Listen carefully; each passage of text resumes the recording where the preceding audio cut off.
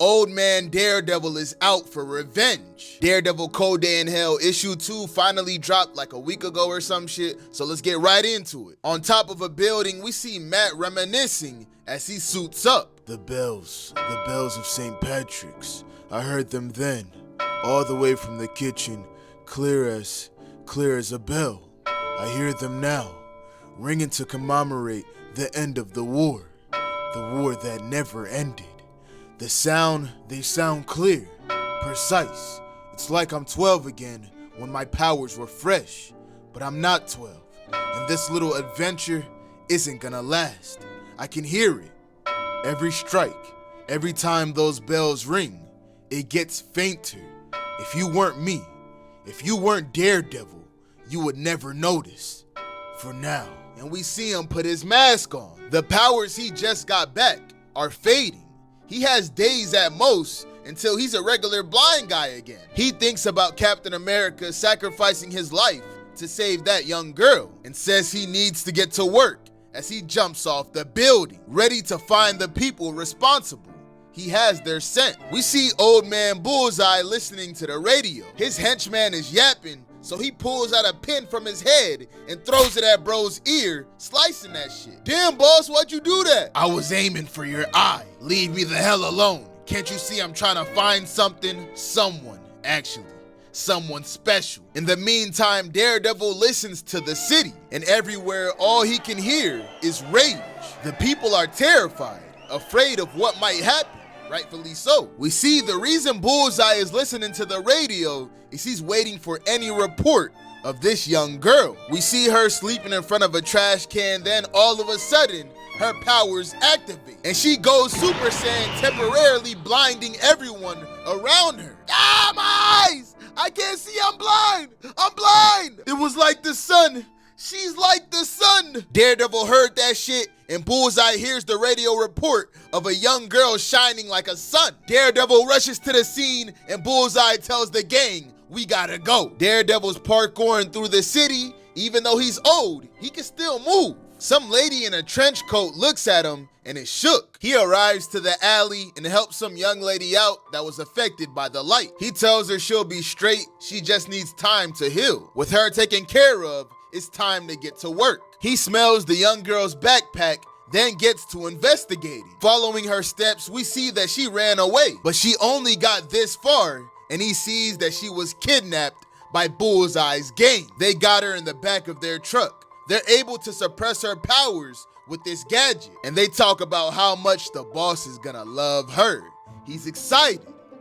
In this long-ass tower, we see old-ass Foggy Nelson on the phone with a client. Daredevil climbed up and threw a rock at his window to get his attention. Foggy is shook when he sees Daredevil. He hangs up and runs outside. Matt, oh my God, are you out of your mind? It's so good to see you. But how? Matt tells him he got his powers back from that explosion in Hell's Kitchen. But I don't have much time. They're fading fast, and I have a lot to do. During their convo, we learn that Matt quit law after something involving Wilson Fisk. As Foggy continues to talk, Matt starts zoning out because his powers are cutting on and off. Foggy like, hell nah, you finna get your ass killed. Matt's like, forget all that. The government is running something called the New Warriors program. I need to know what that shit is. He handed Foggy a folder of info and asked them to use his connections to get to the bottom of that. Then he parkoured away. Even though his body is weaker, his mind is sharp and his senses are sharper. He investigates the spot where the henchmen ran over civilians. That boy's touching, tasting, and smelling the roads. He's determined. He eventually locates their truck from the single exhaust trail that they left behind. We see the goons having the party of a lifetime by the car. They're celebrating because the boss was mad happy when he got the kid. The happiest they ever seen. Out of nowhere, one dude gets hit in the head with a baton. It's Daredevil, and he demands to know where that girl is. What the?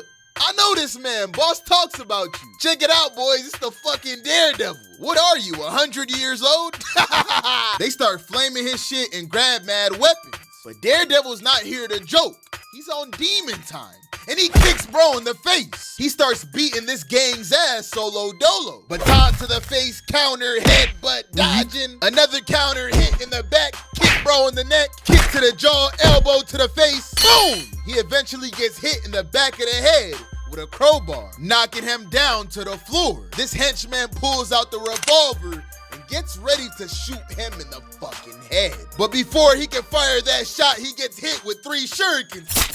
And it's revealed that Elektra is on the scene. Y'all remember that panel of the lady with the trench coat looking at Daredevil shocked?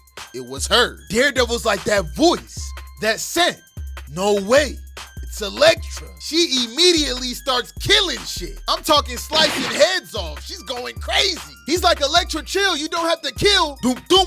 His powers cut on and off again. Not now. Get up. Get up. Elektra is ready to kill the last henchman. But Daredevil gets up just in time to stop her. She's like, what the hell are you doing? I need this one. I need him. This worm? Take him. I appreciate it, Elektra. Thank you, Elektra. Hey, she hits Daredevil with the boot of her sword, then tells the henchman, run and tell your boss we're coming. Why would you do that? I told you I needed him. You shouldn't have touched me without permission, Matt. I'll ask you again. What are you doing? As Matt talks to her, he realizes she hasn't aged a day. She's still young and fine as shit. He tells her he's trying to stop the people that set off that bomb and save a child. And I could use your help. I'm not here for that. That's not why I came looking for you. Then I don't have time for this. Be well, Elektra. She tells him I can give you time. As much as you want. As much as I have. Forever.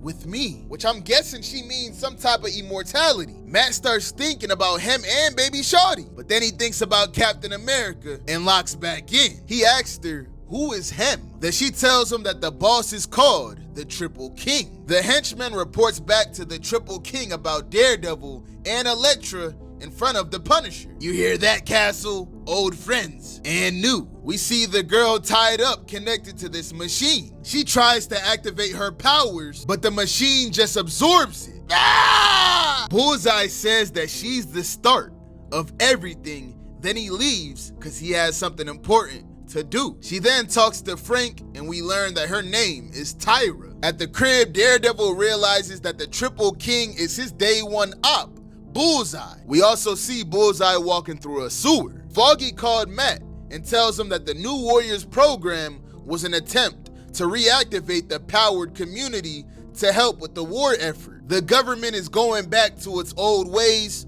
old protocols to create superhumans, including shit like the super soldier serums, gamma, and radioactive isotopes, which is how Matt got his powers. But a shipment of that stuff was stolen. Dozens of barrels. No one knows who took it, but that bomb in Hell's Kitchen, it was riddled with it. About a barrel's worth. And the rest of it is still out there. And we see that Bullseye was the one who finessed it. And he tells his gang that this is the future. And sadly, this is the end of issue 2. Let me know your thoughts on this crazy issue in the comments. And on that note, I'm gonna see y'all boys and girls next time. Ah!